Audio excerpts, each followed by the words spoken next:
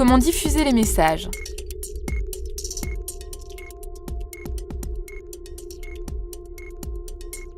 La diffusion des messages est assurée par une information adaptée, relayée et accessible.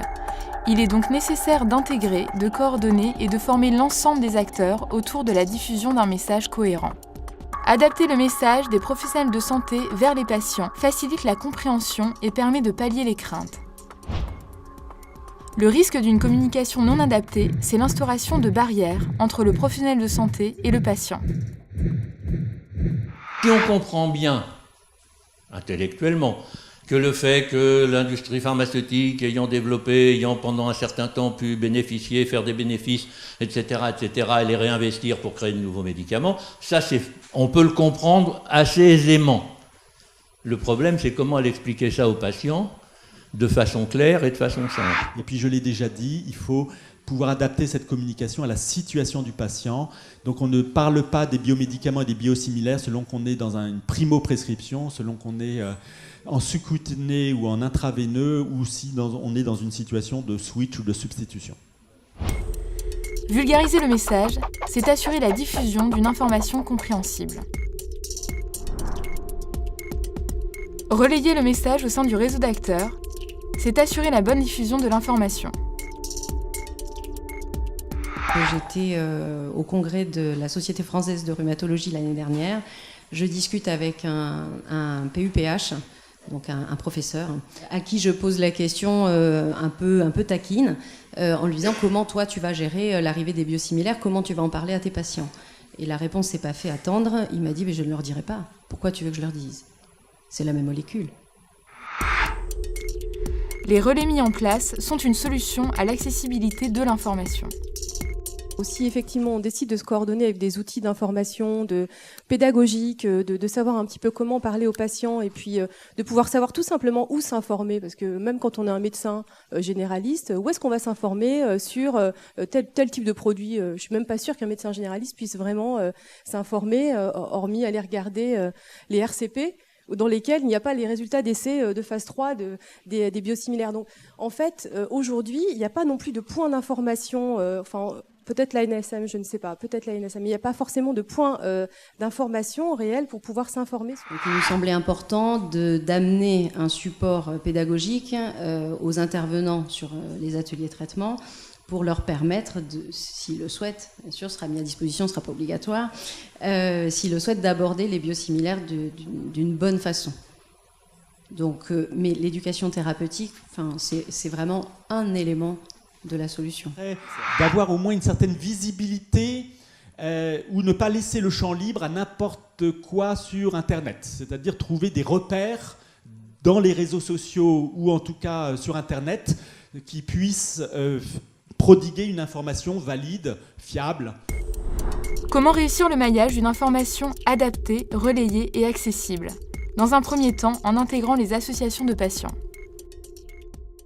Je pense que les associations de patients, les associations d'usagers ont leur place dans les instituts et organismes de formation des professionnels de santé. Parce qu'il faut effectivement, si on veut améliorer, entre guillemets, cette cohérence.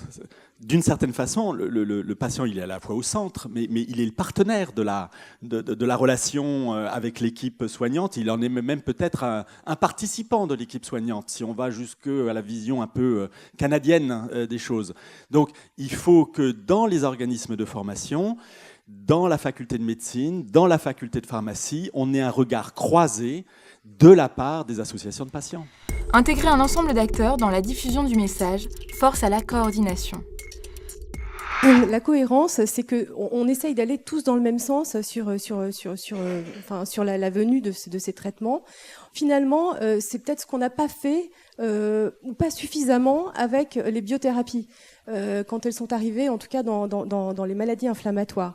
Finalement, cette espèce de coordination où on fait ensemble remonter un certain nombre de choses, on s'adapte par rapport à l'expérience qu'on vit en fait dans la réalité de ces traitements, et on essaye de travailler ensemble sur cette coordination. Ça, moi, j'en suis absolument convaincue, et c'est pour l'instant ce qui ne se produit pas avec les biosimilaires. Je pense qu'il faut revoir tout ce qui est parcours patient avec qu'il y ait une meilleure communication entre les différents acteurs, la notion d'infirmière coordinatrice dans le parcours de soins du patient. Enfin, il faut repenser un petit peu notre mode de fonctionnement.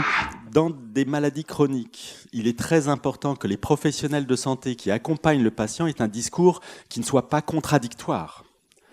Et ça, on voit bien, parce que le niveau d'information des différents professionnels n'est pas le même, qu'on peut avoir des comportements contradictoires de la part du pharmacien, du grand professeur, du médecin généraliste, de l'infirmière, etc. Donc, cette notion de cohérence dans l'accompagnement est vraiment très importante.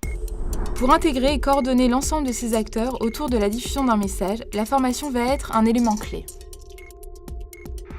Les médecins aussi doivent être éduqués, donc je pense qu'il n'y a pas de raison qu'on n'ait pas cette culture aussi. Alors forcément, il y aura toujours des résistances, hein, c'est évident. Dans tout domaine d'activité, le changement ne se fait jamais brutalement, et c'est valable aussi pour la médecine.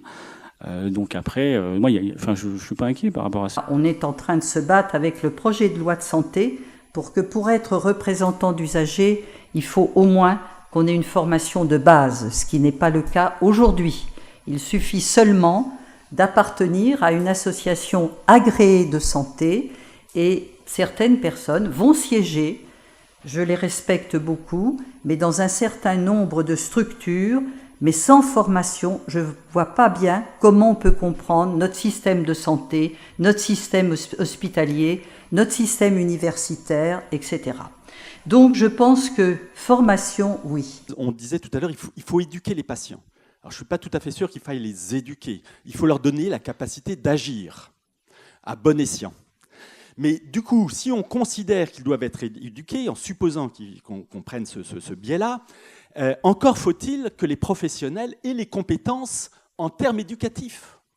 C'est-à-dire des compétences, effectivement, pour appréhender quels sont les leviers à travailler avec le patient ou l'usager pour modifier les comportements ou pour amener le patient à choisir les comportements qui lui sembleront les plus pertinents et adéquats. Et ça interroge tous nos systèmes de formation initiale des professionnels de santé.